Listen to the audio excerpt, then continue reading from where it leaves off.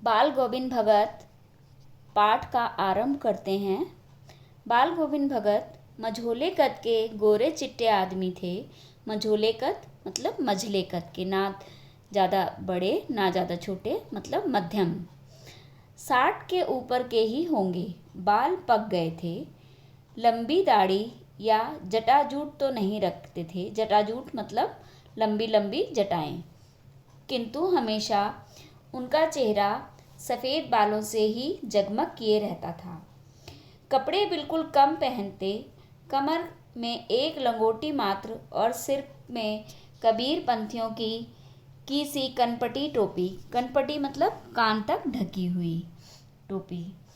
जब जाड़ा आता तो एक काली कमली ऊपर से ओढ़े रहते। काली कमली मतलब एक काला कंबल। मस्तक पर हमेशा चमकता हुआ रामानंदी चंदन और नाक के एक छोर से ही औरतों के टीके की तरह शुरू होता था। मतलब मस्तक पे एक लंबा टीका लगाए रहते थे। गले में तुलसी की जड़ों की एक बेडोल माला बांधे रहते। ऊपर की तस्वीर से यह नहीं माना जाए कि बाल गोविंद भगत साधु थे। नहीं, बिल्कुल गृहस्थ। ना ही वो साधु थे, ना ही वो बिल्कुल गृहस्थ थे। उनकी गृहिणी की तो मुझे याद नहीं। उनके बेटे और पोतों को मैंने देखा था। थोड़ी खेती बाड़ी भी थी। एक अच्छा साफ सुथरा मकान भी था। लेखक उनके बारे में बताते हैं कि उनकी गृहिणी को तो उन्होंने नहीं देखा था, लेकिन उनके बेटे और बहू को उन्होंने देखा था। और उनकी थोड़ी सी खेती बाड़ी थी और एक साफ सुथरा मकान भी था। किंतु खेती बाड़ी करते, परिवार रखते भी बाल गोविंद भगत साधु थे।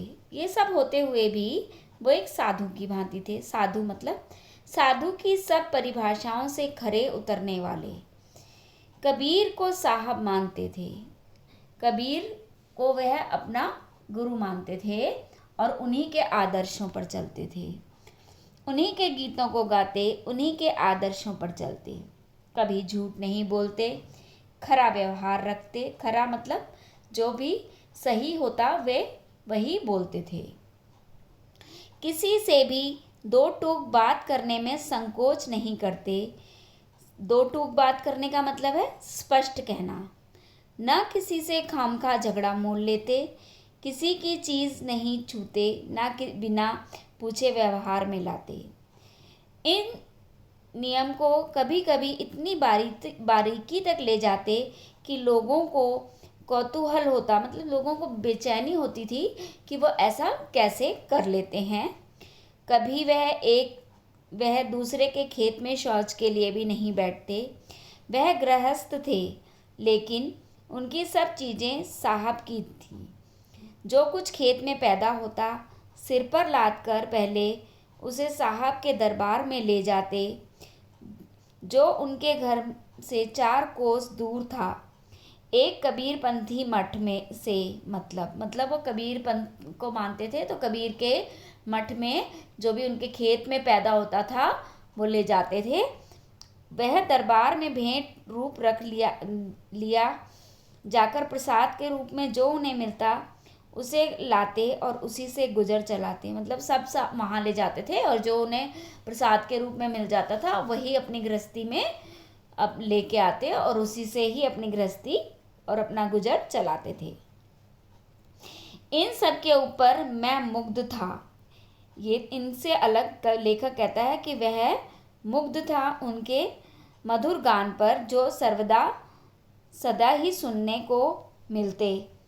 कबीर के सीधे सादे पद जो उनके कंठ से निकलकर सजीव हो उठते थे। मतलब कबीर के जो सीधे सादे पद थे, जब वो गाते थे तो वह बहुत ही मंत्रमुग्ध कर देते थे दूसरे व्यक्ति को और वह मोहित हो उठता था उनके गीतों को सुनकर। आषाढ़ की रिमझिम है, समूचा गांव खेतों के ऊपर पड़ा है। कहीं हल चल रहे हैं, कहीं रोपनी हो रही। रोपनी मतलब खेती को बोया जा रहा है। धान के पानी भरे खेतों में बच्चे उछल रहे हैं। धान बोते समय खेतों में जो पानी भर जाता है उसमें बच्चे उछल कूद करके खेल रहे थे।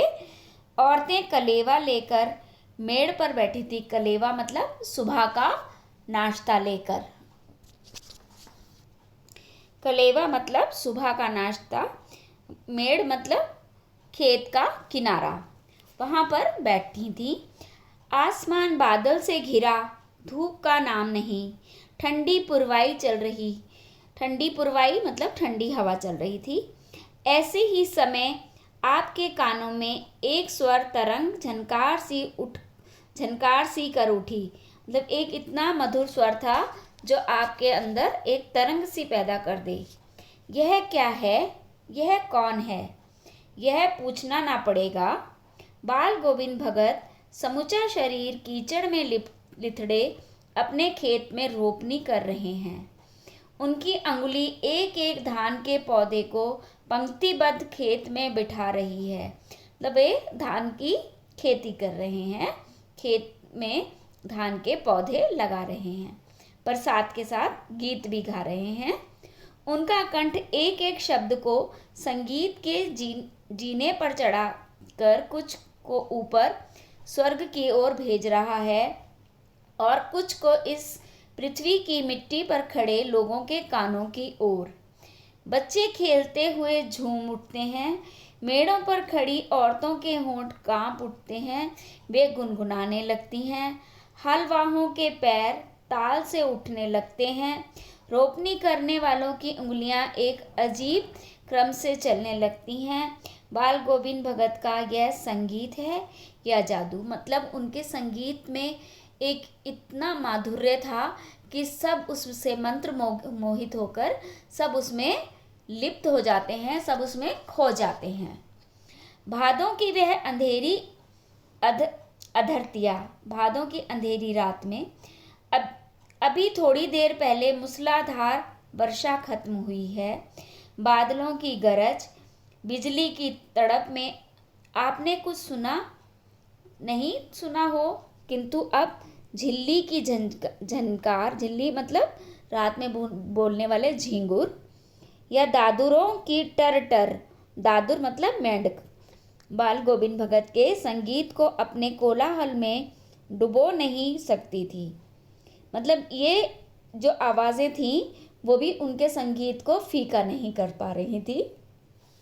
उनकी खंजरी डिमक डिमक बज रही है और वे गा रहे हैं, गोदी में पियवा चमक उठे सखिया, चिह उठे ना। हाँ, पिया तो गोदी में ही है, किंतु वह समझती है वह अकेली है। चमक उठती है, चिहुक उठती है। उसी भरे बादलों वाले भादों की आधी रात में उनका यह गाना अंधेरे में अकस्मात कौंध उठने वाली बिजली की तरह किसे ना चौंका देता। मतलब उनका गीत इतना मधुर था कि वह जब अचानक गाते थे तो सब उसको बहुत ही ध्यानपूर्वक सुनने लगते थे। अरे अब सारा संसार निस्तब्धता से सोया, शांति से सारा संसार सोया हुआ था, पर बाल गोविंद भगत का संगीत जाग रहा है, जाग रहा है। तेरी गठरी में लागा चोर, मुसाफिर जाग जरा। कार्तिक आया नहीं कि बाल गोविंद भगत की प्रभातियाँ शुरू हुई, जो फागुन तक चला करती थी। इन दिनों वह सवेरे ही उठा करते थे। मतलब यहाँ उन्होंने उनके बारे में बताया गया है कि कोई सा भी मौसम हो, चाहे भादों हो, चाहे सावन हो, चाहे कार्तिक हो, वह अपने संगीत में लिप्त रहते थे।